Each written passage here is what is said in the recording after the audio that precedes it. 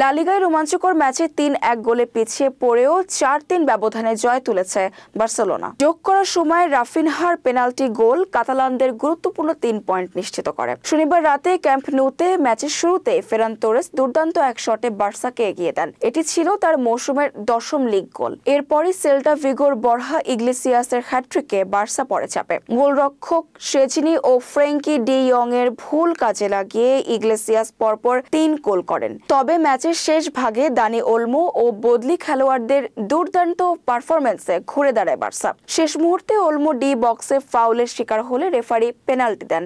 Raphinha দায়িত্ব নিয়ে spot kick থেকে গোল করে জয় নিশ্চিত করেন। এই জয় বার্সা লিগে ৭ পয়েন্ট ব্যবধানে শীর্ষে রয়েছে, যদিও রিয়াল মাদ্রিদ এক ম্যাচ কম খেলে দ্বিতীয় স্থানে রয়েছে। ম্যাচ শেষে দানি ওলমো বলেন, এই জয় আমাদের জন্য খুবই গুরুত্বপূর্ণ। সেরা না খেললেও আমরা লড়াই করে জিতেছি। অন্যদিকে হ্যাটট্রিক করেও হতাশায় মাঠ ছাড়েন সেল্টা ভিগোর ইগলেসিয়াস। তারা লিগ টেবিলের ৭ম স্থানে রয়েছে।